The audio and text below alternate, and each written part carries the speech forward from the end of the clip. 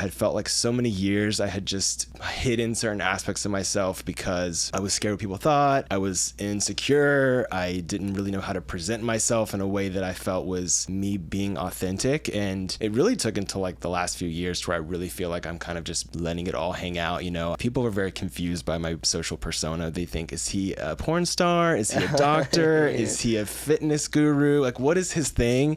And I'm all of that. Welcome to another episode of Primary Care. I'm your host, Dr. Hendricks. I'm a board-certified family medicine physician.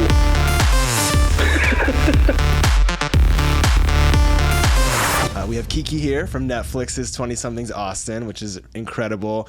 I've always wanted to do reality TV. I would be really bad at it because I can't keep my mouth shut and my face makes a lot of faces that I don't want it to. That means you would be good at it. Okay, no, good for ratings, bad for the hate that I can't wait to ask you so many questions because I'm sure as a, being on a reality television show today in 2023 is quite different probably than ever before, just with how much access people who don't know you have access to you, on the internet and things like that.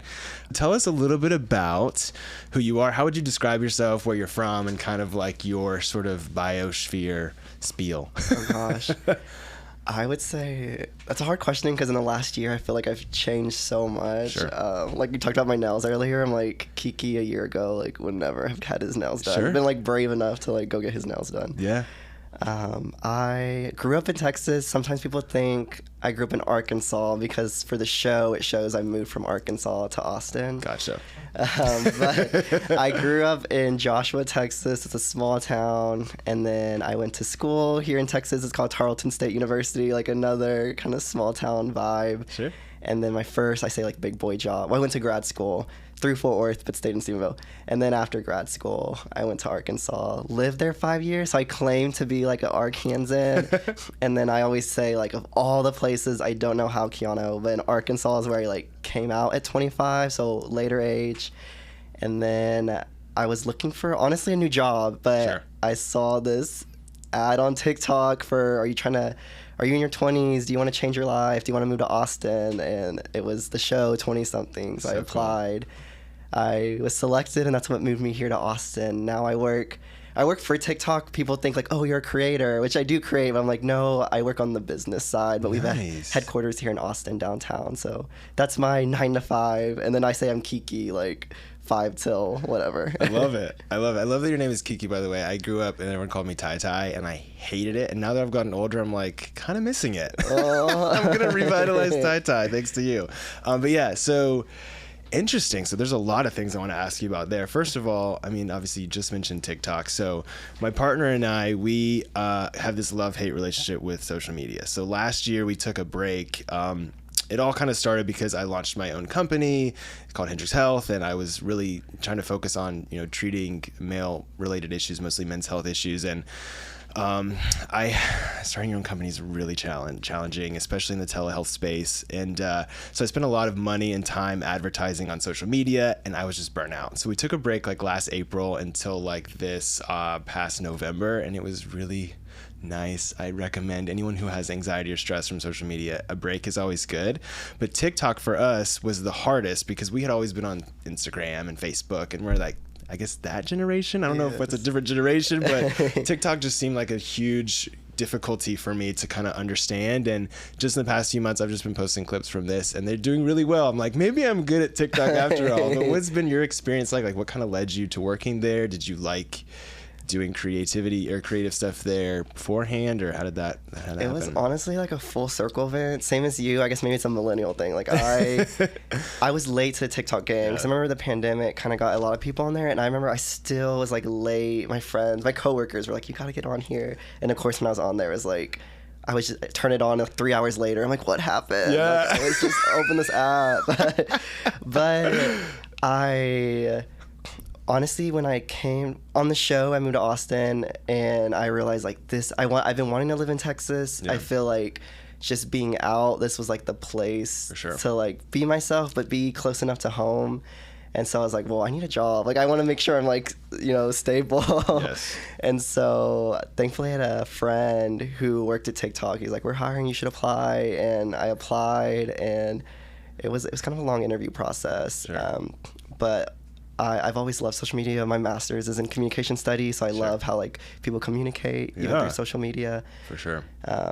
And that's kind of what led me to TikTok. Very thankful, because I'm like, that's, my 9 to 5. But I also laugh because I'm like, that's kind of what got me to Austin. Was this TikTok ad. Yeah, absolutely. That's crazy. Yeah, and I'm starting to enjoy a lot too. I think it was an interesting transition for those of us, I guess millennials. We were really used to picture content, like being the mainstay of how we presented ourselves, and then moving to video is a little more personal. But I think it also allowed me to be a little more personal and open to something like this, because before, a picture is just so static, and you can kind of edit it to make it look how you want, and it's just a small image of who you are at that moment. Whereas videos, they hear your voice, they see your demeanor, so you really can kind of align with people a little bit better, and kind of find your commonalities, and so I've enjoyed it. We're not professionals by any means, but we make it fun. But yeah, we're still learning, and again, TikTok too. What I've learned too is the comment section can be a little bit more crazy than Instagram, I think, because people on Instagram, like, they sort of build their persona, and it's like a little bit more serious, whereas TikTok, a lot of people don't post as much. They're more consuming content than creating content, and so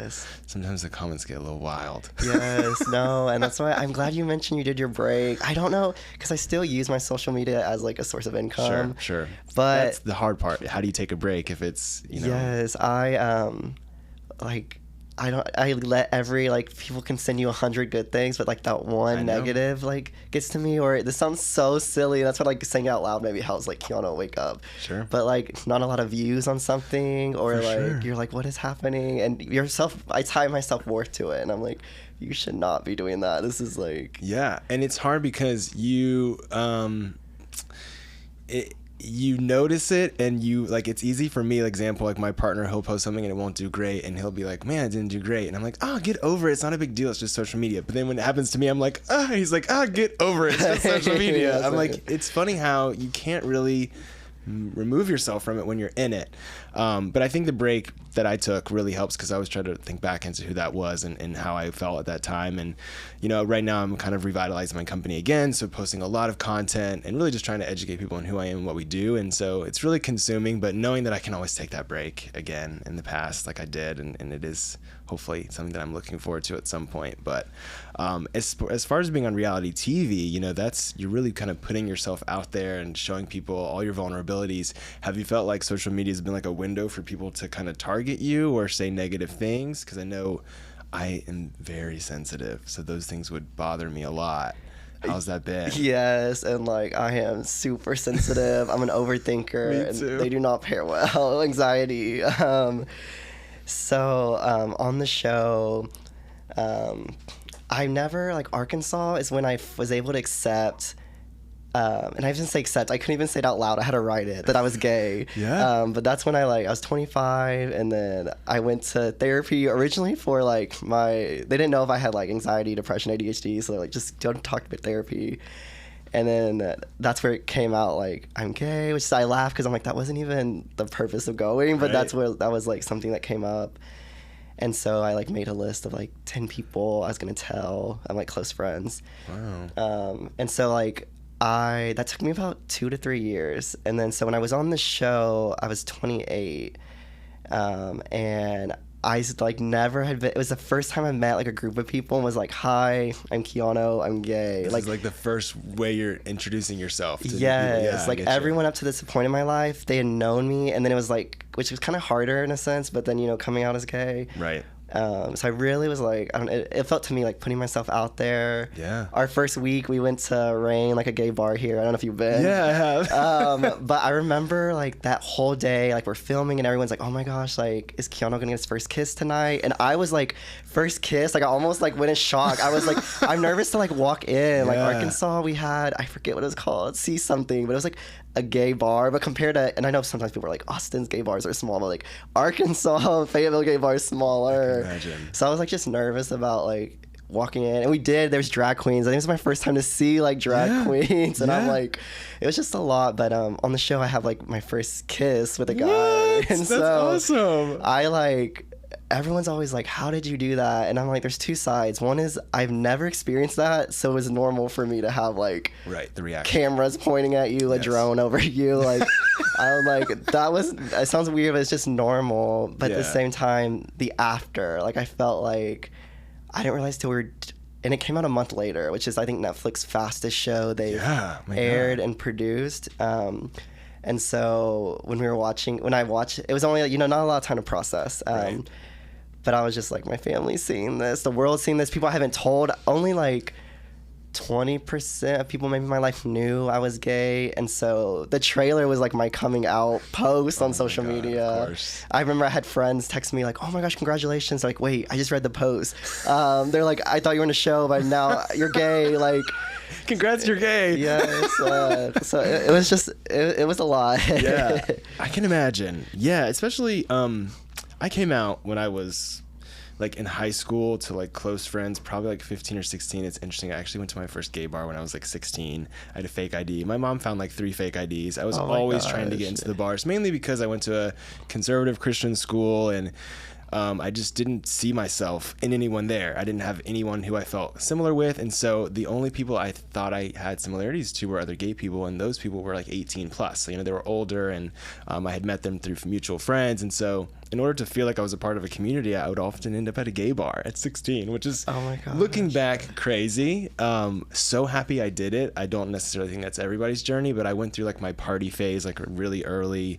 It helped me kind of understand who I was. I also was able to go out into bars before social media, so I didn't have to worry about people taking my picture or saying things about me that they saw me wherever. I could kind of just do whatever and explore who I was. And it's just interesting to think, what that would have happened to me if I had come out later and then experiencing your first kiss kind of as an adult. And like, yeah, it's definitely, I'm sure, been kind of a whirlwind. And this just debuted recently, right? I mean, It's been about a year. It's been about a year. But people, I are think, still just finding it. yes, or they're like, yes, because one of the females from our show, she was on another show, so I feel like it Gotcha. brought people to our show. And definitely social media. I have a lot of love, which I appreciate because I like did not expect that, and like it's amazing to get tagged in like people's coming out posts. Like that's something I never like would experience, and I love that. Incredible. But the negative is like definitely like I grew up Catholic, so I grew up religious, small town. Exactly what you said. I think people are always surprised. They're like, "How'd you come out so late?" And I always say you can't say that statement because you don't know. Yes, I know it's 2023, but there's still places, in the U.S. where like people are struggling to come out, and that was my situation. They're always like, "Surely you and your friends knew someone that was gay," and I was like, "No." Like now, when someone comes out to my friends, they're like, "Oh, I have a gay friend." Like it's Right. me. It's like we didn't have someone in our like close circle that like was, or I never saw someone older that like was me. But definitely on social media, getting those like scripture DMs or the like hate about being gay, and I'm like that. I don't know. I admit being sensitive, it gets to me. But I have good friends. They're like, don't listen. What's your relationship with church like now? Both. I said both. Sorry. No, it means you kind of see both ways. You still have a relationship with church, and then also kind of have one foot out. Would you say, or how would Yes. you? Yeah. So grew up Catholic, so we went to mass every Sunday, did all my sacraments. I still like pray before I eat. I pray at night, but I don't go to. Oh my gosh, my mom's gonna. Sorry, Mom. I don't go to church on Sundays. And when I was in Arkansas, I went to a non-denominational, which I love at the time. It's what I needed. But I remember I wasn't out when I joined, and so then when I was coming out, I was a part of the member. And in church, like I loved working with like the youth, so I always signed up. But I remember at this church, you had to sign this paper. Oh my God, and the paper. in the form, it had said, "I acknowledge marriage is between a man and woman." Can you believe the audacity? And I just remember like when coming out, I was like, I signed this paper, and I was like, maybe this isn't the best place for me to be, that like I signed this like document, because I'm like, I don't believe that. Yeah. And so now I think like, I always say don't judge people because of religious vibe, because I'm like, you never know whose shoes you were born in. I'm like, what if I was born in a different country, I could have like a different God or someone I'm praying Absolutely. to. And so Absolutely. personally, I say again, I still pray, I believe, but I'm not practicing and that like I don't go to like a church on Sunday. Hey folks, my podcast Primary Care is sponsored by Rougiette Ready, the latest pharmaceutical advancement in erectile dysfunction. This is a sublingual compounded treatment using 3 ingredients, sildenafil, tadalafil, and apomorphine, and it works up to 5 times faster than pills and chewables. We give you a promo code Primary Care for 20% off your first order and free shipping. Now, let's get back to the content. I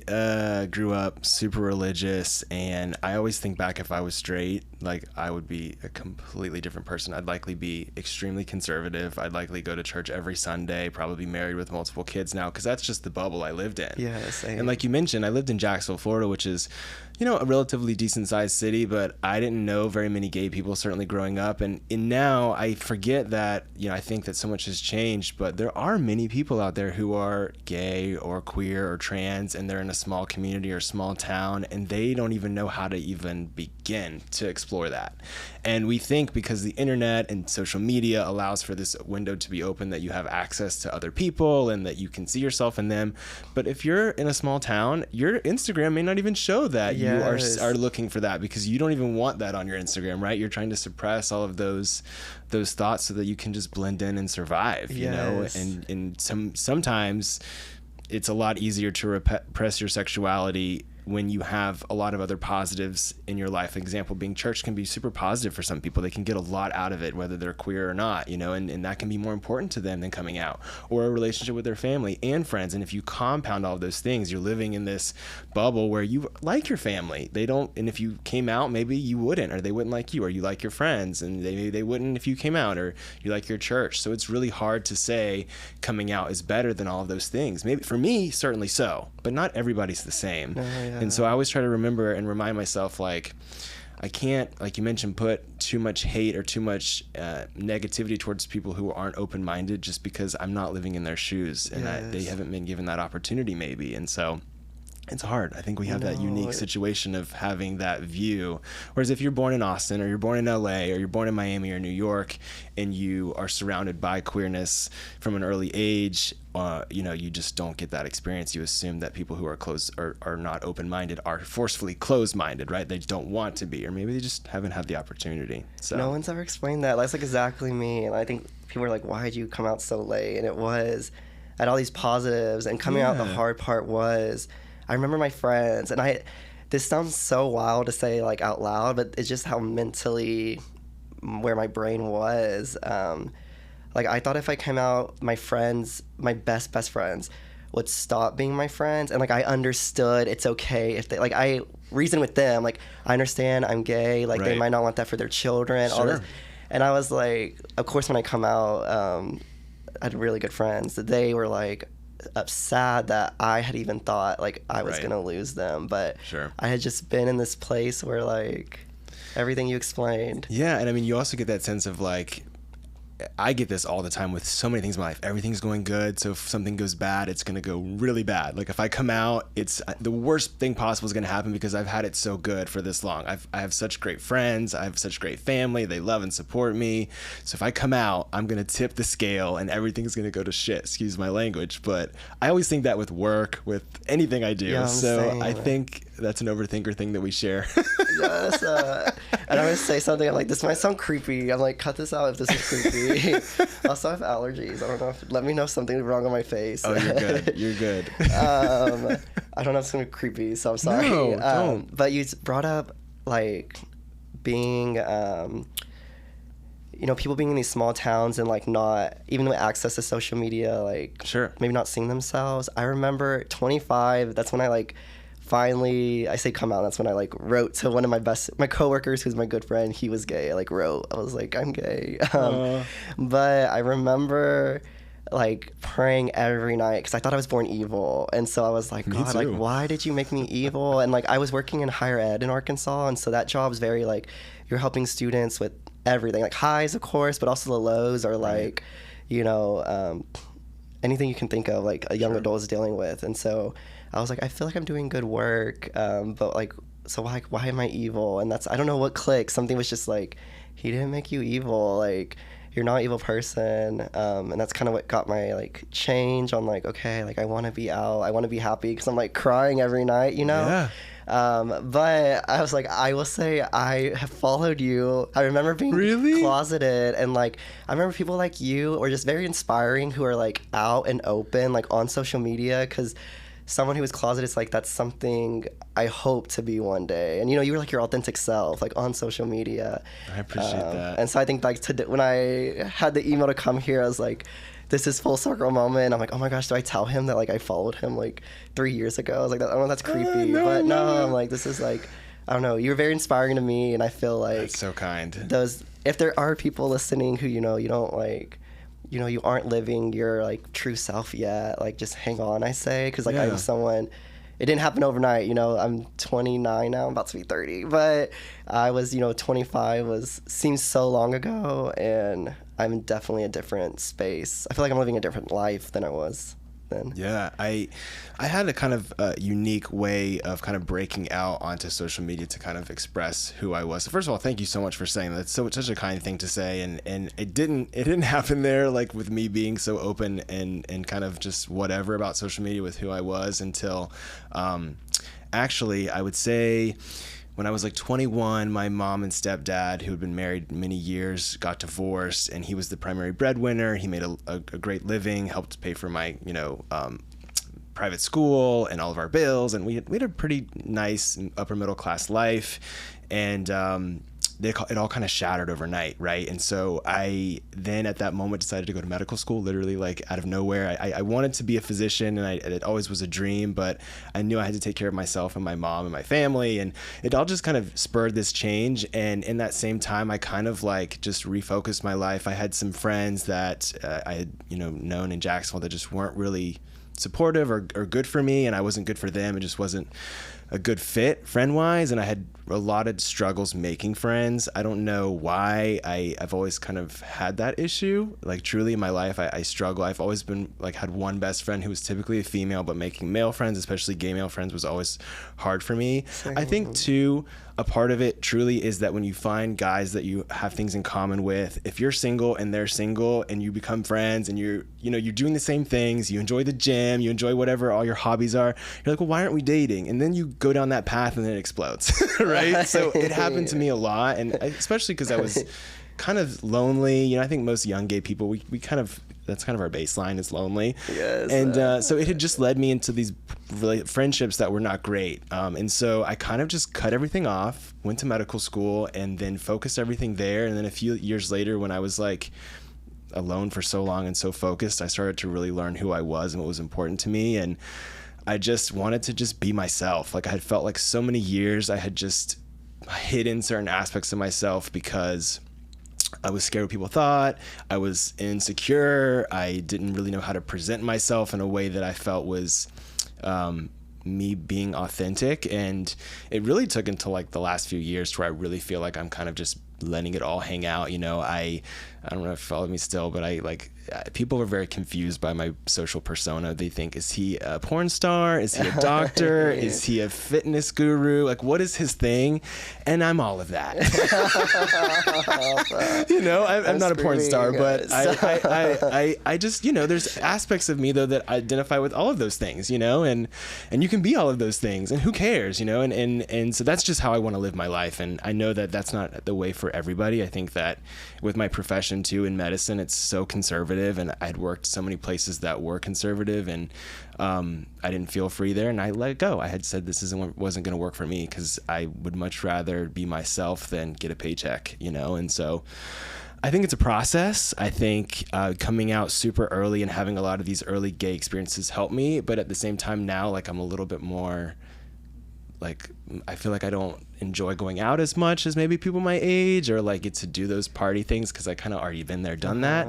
But also too, like I think now I'm finally in a new place where I'm trying to make more friends because I'm in a relationship, which kind of actually helps, I think, when you're gay, when you have a partner, because it's you can make friends with people who have things in common with you, but they don't expect that you're going to go on a date. Yes, because I'm sure. Are you single now? Yes. Okay. Have you found that being an issue, like when you try to make friends? I'm like, and I might be the person that But that's like, okay. Because it is confusing, especially because you had just really come out recently, and so trying to figure out.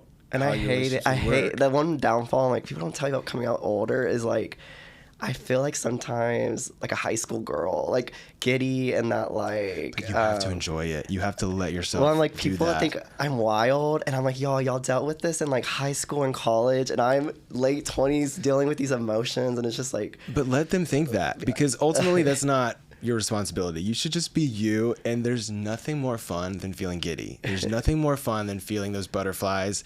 Heartache happens to all of us, whether you're 15 or 25 or whatever age, and it's kind of a bittersweet thing. I look back to like a lot of times when I would date people and I would be devastated, but those were the moments when I had the most emotion in my life, learned how I could deal with my heart being broken and how to navigate kind of those weird emotions that I had never felt before, because I'd never really been. I dated girls because I just needed to get through school, right? Yes, but I never was like, when they broke up with me, I'd be like, okay, well, I guess we'll see you next period, or like, see you next class. But when you are invested, especially your first queer relationships, you're like, there's a lot to learn. I'm really excited that you came. I feel like you're the first real like queer person that's younger that I've been able to kind of banter with. You should totally come back. Oh, I love to. This was fun. I was have so our own nervous, podcast. but this was easy. Yeah, it's meant to be like, I don't know.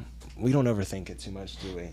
And that's what makes it a lot of fun. I've gotten such great feedback from people who are listening, and I'm so supportive of the fact that they're supportive, and I'm just so appreciative too of anyone who's listened to my story. I think you probably can get it too from the public eye. You get a lot of love. I do too, so much that I feel undeserving of, and then those few negative comments can totally just send you through the whirl. And so the people out there who love us and who are sharing that their light with us, we appreciate it. Yes, And I was like, I'm keeps living us a going. life I couldn't dream of because of them. Yeah, I and never knew people would support me this much. I think it's only up from here. I hope that you'd really take advantage of this opportunity to really explore who you are and your platform to take it anywhere. You could have your own show one day. You could do anything, and I think That's my dream. Yeah, your experience is really unique. I think it's awesome too that on social media you're able to express like how you're, and I'm sure your audience that follows you are going to want to know how are you navigating this new life for yourself. And so keep sharing that. And I know I'm going to be hanging out with you. We're going to be friends now. We're just too weird not to be.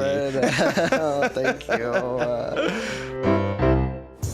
Add us on Instagram at Primary Care Pod. Catch up on past episodes and don't miss out on new ones. Subscribe to the podcast on YouTube, iTunes, and Spotify at Primary Care Pod.